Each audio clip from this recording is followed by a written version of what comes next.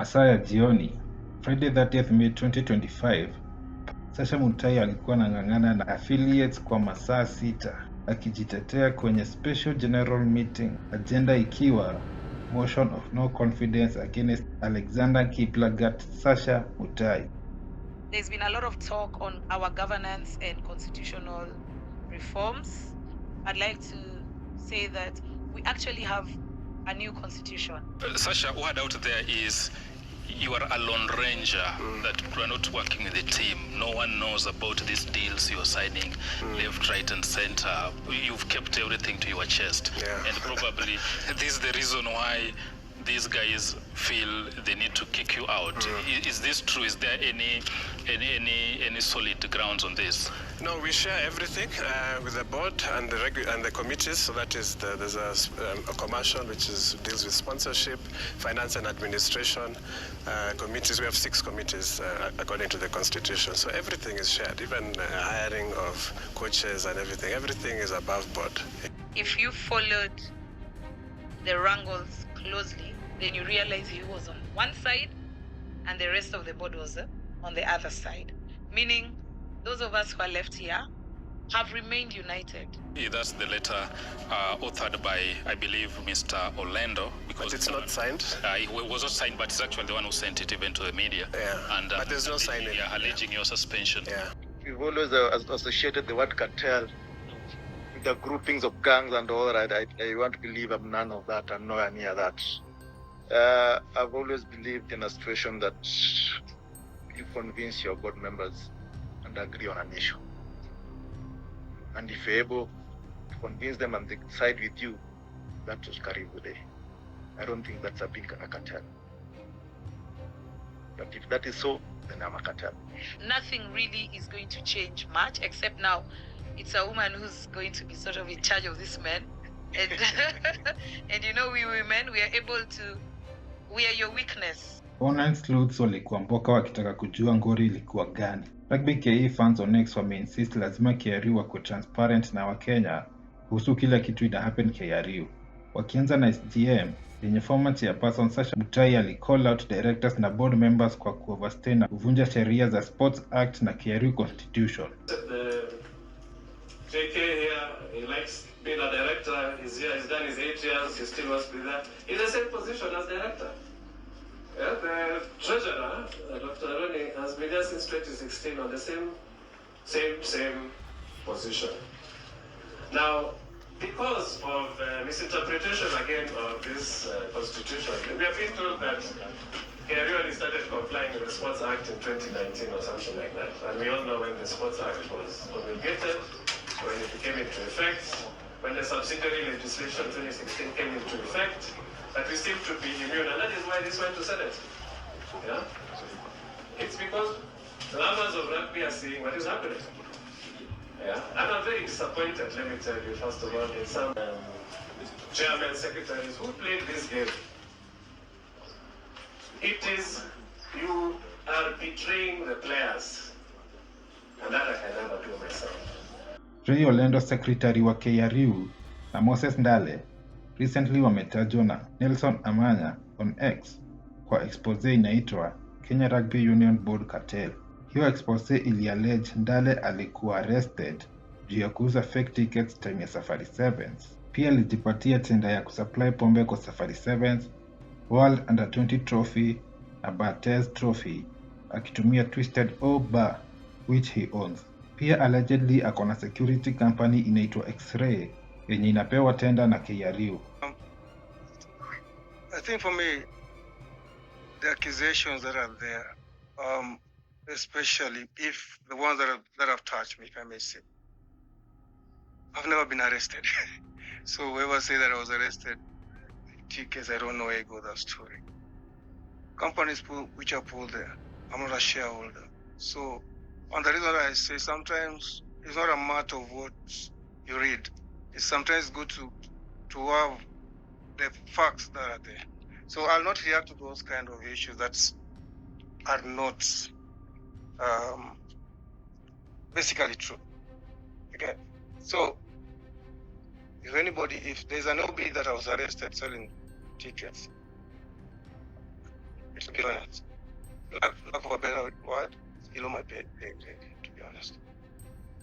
Ray Orlando alitajwa kama head of the cartel, allegedly stealing from players na kutumia a forged CRB certificate time ya elections. Ray amekuwa linked na several companies zenye ametumia either kurepresent ama kushtaki KRU. Hizo companies ni kama Orlando Orare and Samba Advocates, allegedly a fake law firm. Ingine ni Brian Asin and Company Advocates. Pia kuna Orare and Company Advocates, allegedly a business name posing as a law firm. KRU has been sued by the secretary and his partners in his law firm for fees. So we have saved around over 20 million shillings. We've been sued like 4 times by his partners, but still we've been working and getting partners coming in. This. Yeah. Well, sorry for cutting you short. How does a secretary of the union again offer legal services to the same union where he serves? Is that not? That's conflict of interest, and that happened in 2019. And when we came into office on 27th June 2023, when I discovered all this, I fired the law firm. It's not a law firm. We've gotten a letter from the Law Society of Kenya that there's no law firm called Orare and Company Advocates. So Orare is a partner of Orlando. Orlando, Orare and Samba Advocates. Conflicts of interest, if you look at all the documents, they're stamped. The names are there. The letterhead shows that they are partners. The secretary denied and said at a full board meeting in June 2023 that he stopped practicing with Mr. Orare. But it's clear that even he sent a letter in 2024, an unsolicited legal opinion, where you see clearly on the letterhead they're partners. And a third partner has also sued us. So Mr. Orlando has 2 partners suing KRU. What we stand for is transparency as a board. And as much as those allegations have been done, that there's some that are being handled, the relevant agencies that have and are doing the investigations. And we as the board, we are fully cooperating with those agencies. Troubles in KRU zilianza in 2023 vile former chairman Sasha Mutai aliambia directors wa sign a no conflict of interest agreement ndio wasifanye biashara na KRU. Wengine kama Joshua Aroni na John Kilonzo inasemekana wameoverstay term limit zaidi ya 8 years kama board members. Humphrey Kayange alitrend pale X juu ya watu wengine hawakutaka akuwe held responsible kama board member wa KRU juu ya his legendary status. Leslie Mwangale na Ochieng Ahaya inasemekana wako na forged CRP certificates. Moses Mukabane allegedly meddling in national team matters. Sasha Mutai resigned akisema ameread the room na ameamua kufuata njia ya mentor wake Mwangi Muthee. Ultimate deciding body of the KRU, and I can read the room. But I want to also thank you for giving me this opportunity, of course, to defend myself. And it's all on record, everything that I've said and everything that I've done. So I've offered my best, and maybe I'm not a good politician. That is definitely one of my flaws. Yeah, to cajole and all that, that maybe is not for me. I'm not a dictator, but I've got a strong resolution, and I believe in something, I go for it. I believe we've had a lot of successes in the past 2 years. After we were relegated, we are back, getting back sponsorships that had gone, and trying, even now the team is in South Africa, getting ready for July, the qualifiers. And as you said, you own the players. So I can read the room, the mood in the room, and I hereby and also now follow my person I look up to, working with her. I also hereby tender my resignation as chairman of Kenya Rugby Union. Baada ya meeting kuisha, alikuwa na hizi words za kusema. Probably I've failed as a politician. I cannot cajole people into doing things and turn a blind eye at some things for my own for my own good. I speak the truth. I might be told I speak out of turn, but for me it's the truth. The truth shall set you free. So I'll go home and sleep well at night. But I will not compromise my values and integrity. I cannot. and I will not. And I've lived 48 years with those standards and values. This is not the time to change, just to be chairman of Kenya Rugby Union now.